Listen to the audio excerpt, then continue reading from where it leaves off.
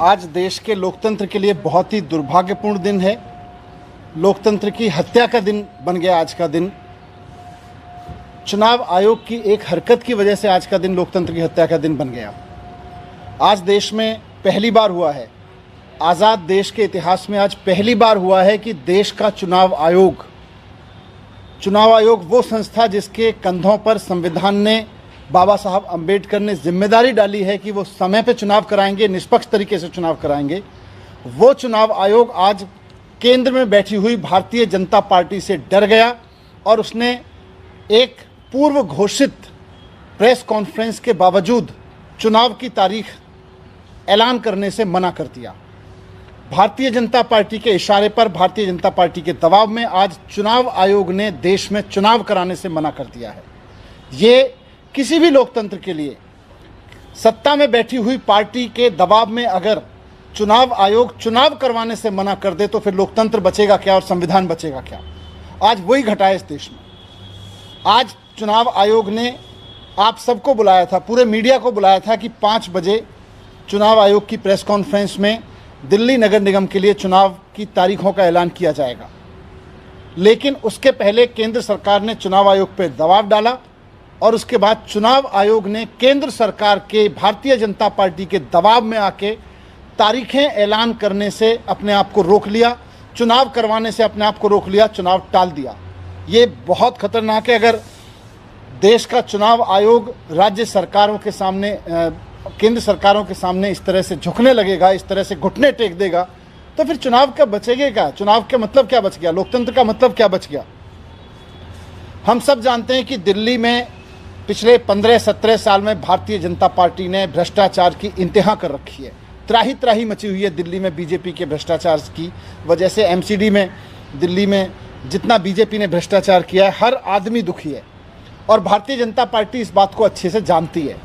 अब जब चुनाव सर पे हैं, चुनाव की तारीखों का आज ऐलान होने वाला था, तो बीजेपी उससे घबरा गई। उसको पता है कि इस बार बीजेपी के भी सर्वेज में उनको पता है कि इस बार आम आदमी पार्टी की 272 में से 250 सीटें आने वाली हैं। जिस तरह से विधानसभा के चुनाव में 70 में से 67 सीटें दी एक बार और 70 में से 62 सीटें दी अरविंद केजरीवाल को दोबारा, तो आज पूरी दिल्ली में लोगों को लग रहा है कि एमसीडी में अभी उन्हें केजरीवाल ही चाहिए। और दिल्ली के दिल में जब आया कि एमसीडी में केजरीवाल, तो बीजेपी चुनाव से भाग गई। भारतीय जनता पार्टी घबरा गई कि 15-20 सीटों पर समेट देगी दिल्ली की जनता इतने भ्रष्टाचार की वजह से। तो उसने चुनाव आयोग को झुका के आज दबाव डाला और तारीखें टलवा दी, चुनाव आयोग से चुनाव का ऐलान टलवा दिया। आज भाग गई भारतीय जनता पार्टी। भारतीय जनता पार्टी में आज हिम्मत नहीं है कि दिल्ली की जनता का सामना कर सके। भारतीय जनता पार्टी में आज हिम्मत नहीं है कि समय पे चुनावों का सामना कर सके। बहाना ले रहे हैं यूनिफिकेशन का। यूनिफिकेशन से क्या होगा?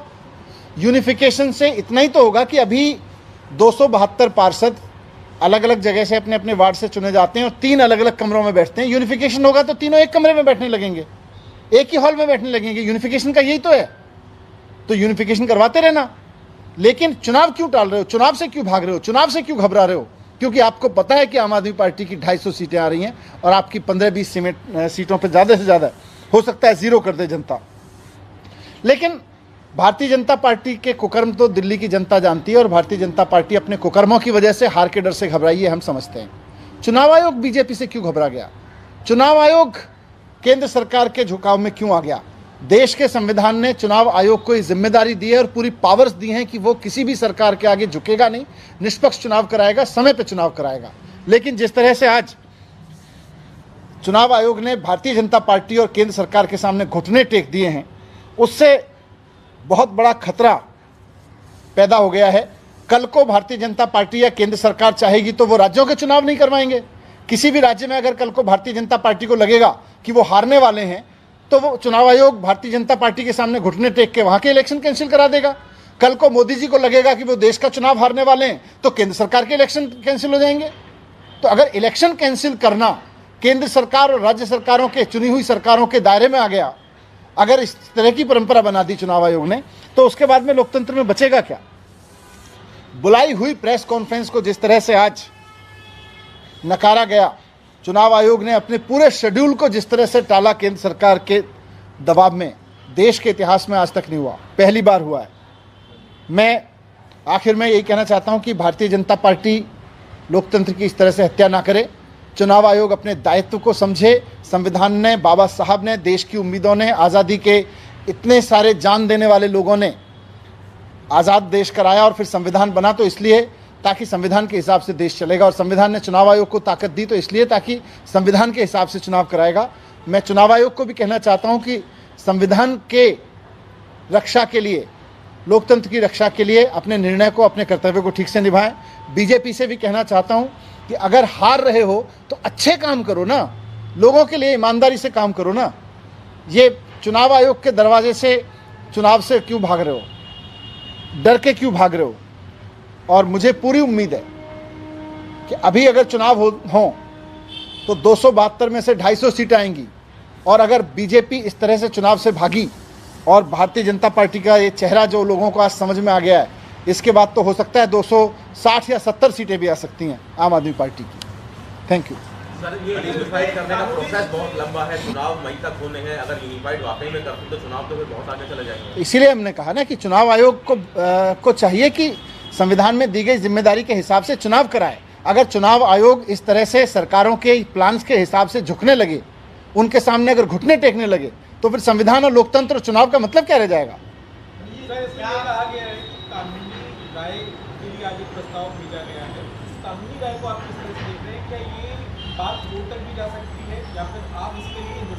मुझे लगता है नहीं, इंतजार तो क्योंकि भारतीय जनता पार्टी भाग गई है तो जनता कर रही है कि कब बीजेपी को नगर निगम से लात मार के भगाए।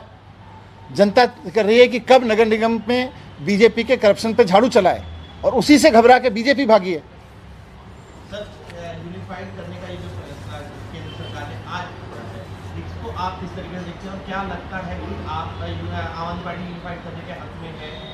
इसके ये एक अलग मसला है, यूनिफाइड के प्लान क्या है, कैसे आ रहा है, क्या आ रहा है, कब आएगा, क्या ये लोग लेके आ रहे हैं।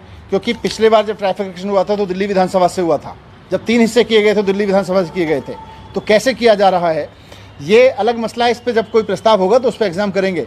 लेकिन आज दिल्ली में नगर निगम की चुनी हुई बॉडी की समय सीमा खत्म हो रही है, चुनाव का ऐलान होना है। चुनाव आयोग ने चुनाव की तारीखों का ऐलान करने के लिए प्रेस कॉन्फ्रेंस बुला रखी है 5 बजे, और उसके पहले केंद्र सरकार डरा के, धमका के, सामदाम दंड भेद से चुनाव कैंसिल करा दे रही है। ये तो इस देश में आज तक नहीं हुआ आज़ादी के बाद से। ये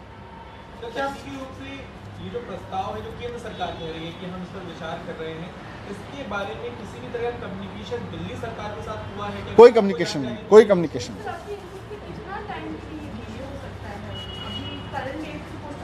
देखिए, हमें नहीं पता ना, ये तो हमको और आपको साथ में ही पता चला है। आप लोग भी चुनाव की तारीखें सुनने गए थे, आपको भी नहीं पता था कि आज एक झुका हुआ भारतीय जनता पार्टी के घुटने पर रेंगता हुआ चुनाव आयोग आपको देखने को मिलेगा। आपको भी नहीं पता था, आपको भी लग रहा था कि हो सकता है चुनाव आयोग आज चुनाव की तारीख बताएगा। चुनाव आयोग का ये कहना है कि चुनाव बहुत ज़्यादा डिले नहीं होंगे और जिस तरीके जो तारीख है उस तारीख में हम कराएंगे, और साथ ही साथ ये भी आश्वस्त कर रहे हैं कि किसी तरीके का दबाव नहीं है, बस लीगल ओपिनियन के लिए हम दे नहीं, लेकिन तारीखों का ऐलान करने के बाद भी तो कर सकते थे। तारीखों का ऐलान क्यों टाला? ऐसी क्या मजबूरी आ गई चुनाव आयोग की? मैं फिर से आपके माध्यम से भी चुनाव आयोग को कहना चाहता हूं कि आपके ऊपर बहुत बड़ी जिम्मेदारी है इस देश में, संविधान को बचाए रखने की, लोकतंत्र को बचाए रखने की। पार्टियां आएंगी जाएंगी, सरकारें आएंगी जाएंगी, लेकिन ये चुनाव आयोग, ये संस्थाएं, इंस्टीट्यूशंस को खत्म ना करें, भारतीय जनता पार्टी के आगे इस तरह से ना झुकें।